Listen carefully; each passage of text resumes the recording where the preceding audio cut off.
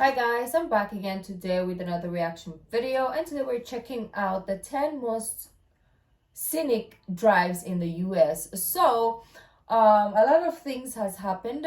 That's why I didn't post last Wednesday.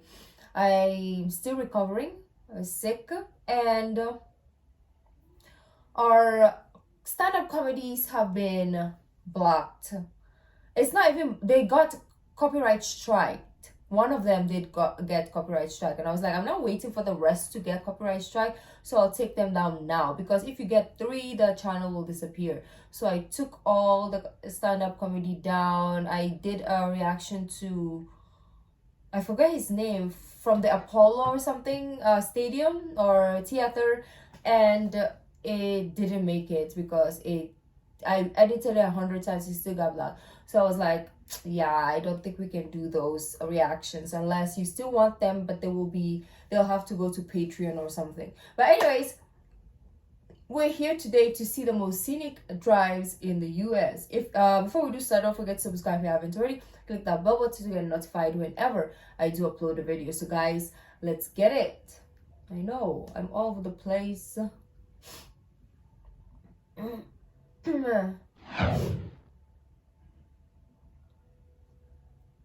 Howdy, it's Kyle talking about the 10 most scenic drives in the US. I've been fortunate enough to drive around the country many times, and I've seen some really beautiful drives. In this video, I want to talk about the 10 that I believe are the most beautiful in my opinion.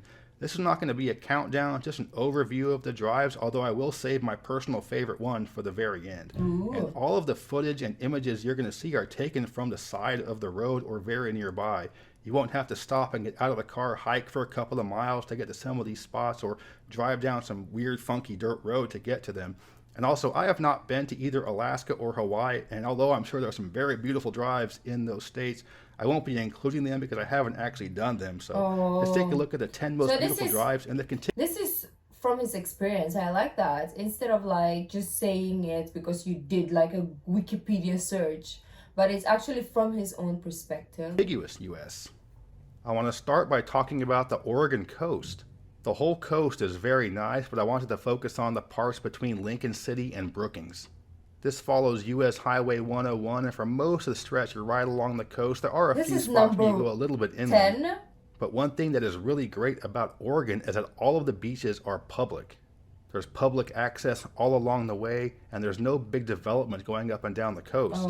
There are no big cities. In fact, the biggest towns are under 10,000 people. There is a part where you go inland a little bit around Coos Bay, which is the big city in the area with about 15,000 people. But all of the coastal towns have less than 10,000. Effectively, the entire Oregon coast is one big state park, and there are all kinds of spots where you can stop and get out to the beach. It's just really nice to see one long stretch of coastline in the US that isn't completely developed with giant hotels and big cities. Next, I want to talk about the drive in and around Theodore Roosevelt National Park in western North Dakota. If you didn't know beforehand and you had to guess what state this was based on this footage, you might need about 40 guesses or so to get North Dakota. This is one of my favorite national parks in the country, and it's a great spot to get away from crowds. And you'll see a lot of wildlife here, a ton of bison, a lot of wild horses, big prairie dog towns, and just the general scenery of the North Dakota Badlands is beautiful. There are two different units to the national park, the North and South unit. Hardly anybody goes to the South unit, and even fewer go to the North unit. That's beautiful. You can drive around each of the two units, and US Highway 85 connects them both.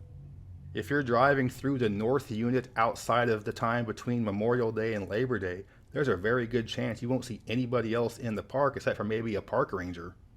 There's really nowhere else in the US that has this type of scenery, and yes, it's in North Dakota. Damn. The next drive I want to talk about is in their neighbor to the south, South Dakota. When most people think of scenic beauty in South Dakota, they're going to think about Mount Rushmore and the Black Hills first, and that's both very nice. But what I wanted to talk about here is the drive between the town of Custer and Badlands National Park. Why does it look just CGI? East of the town of Custer, you get the Custer State Park. And this has got some nice scenery, but the best part about this drive is you're basically guaranteed to see a whole bunch of bison. They'll just be there chilling, roaming the streets, wishing people weren't there to bother them. But going a little bit farther That's east, you get to so Badlands National Park, and this nice. is where the scenery gets really gorgeous. Will they chase you if The you're last like... time I was at this park, it was really cold, a bit too cold to be going hiking, but the drive is really nice going through the park, so you can see some really nice scenery and not even get out of your car. Heading way southeast is the drive across the Florida Keys. I'm talking specifically here US Highway 1 between Key Largo and Key West. Oh, that one The is a whole drive must, between right? the two is almost like being on one big bridge. You go through all kinds of small islands, Oh, the Keys, wow. and the whole time you're just seeing this beautiful turquoise water. Oh, There are several spots where you can stop wow. and get out of your car along the way, and I remember I stopped at one and got out of the car and saw a couple of iguanas running around. I could see this road being kind of a pain in the butt and high traffic on busy holiday Oh, weekends, but it's all worth it when you get to the end at the Conch Republic.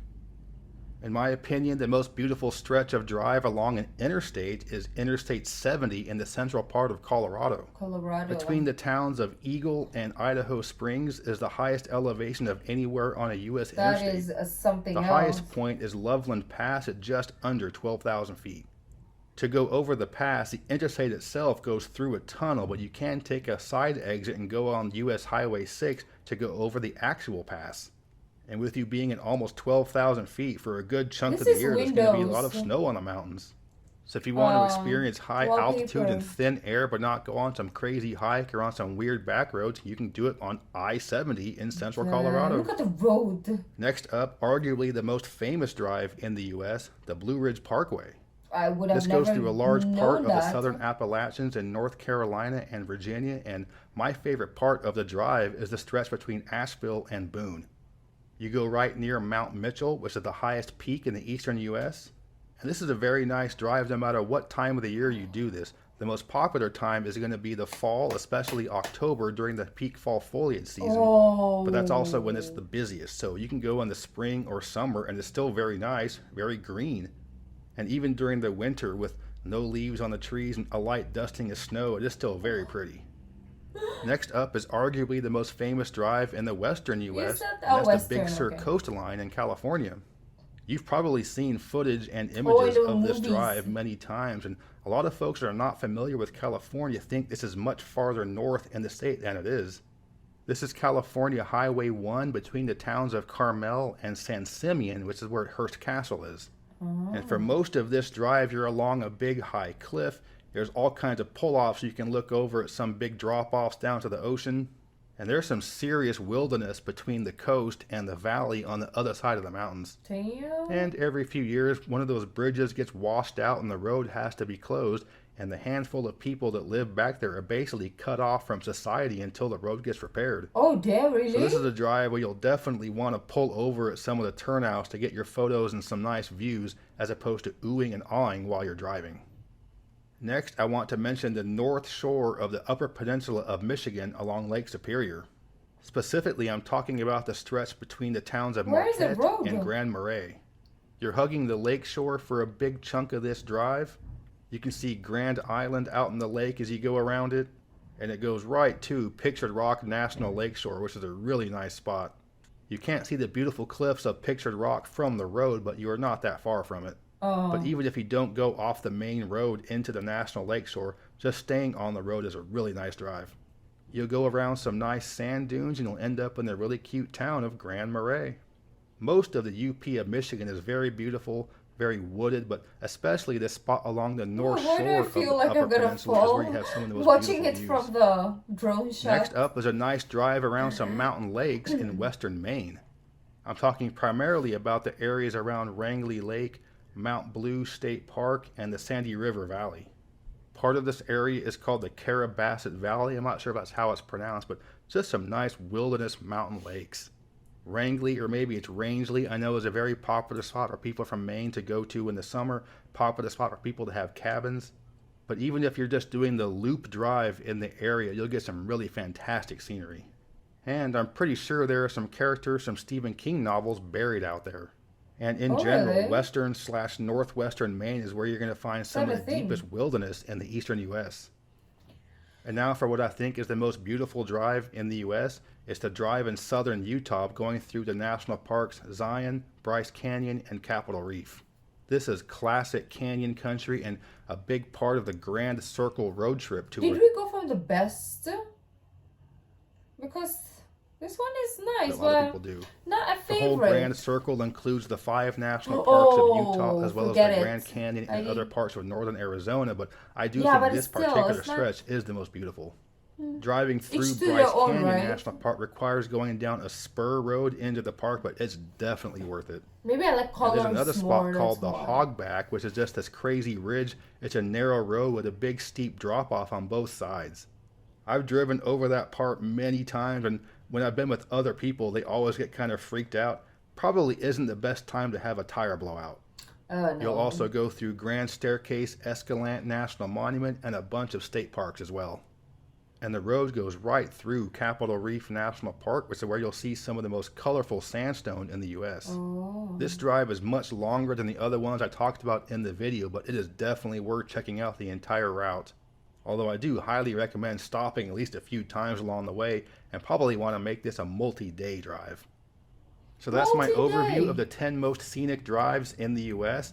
This is a huge country, it's a beautiful country, and the best way to see it is from the road. I made sure to include different drives from various parts of the country so that way everybody is fairly close to at least one of these. I hope you enjoyed this video. If you did, please give me a thumbs up to let me know you approve, and subscribe to this channel if you're interested in learning more about geography. I'm talking about And this one, where's that? Yeah, so we have Miami over here. And this one, Blue Ridge Parkway. That was so beautiful. Yeah, I think those two are it for me. Yeah. And there's the Oregon one was nice. Which one? Badlands is also nice. Oh, Central Colorado was nice too. But anyways, guys, let me know which one you prefer or you've driven by before, because that is interesting. Like, we're watching this and then there's some people who actually watched it, who drives there. Wait, this video is not done. Let's continue. Cross-country road tripping like this, talking about cities and states, ranking them in all kinds of different categories. And I'm a bit of a nerd, so everything comes from a little more nerdy type perspective. But yeah, thanks for watching. Geography King signing out. I saw that, that's why I said it's not done. So yeah, let me know, where have you driven before? Oh, because I would love to know who has been where. That's fun. Yeah, if you like this video, don't forget to give this video a thumbs up, subscribe if you haven't already. I'll see you in the next video. Bye.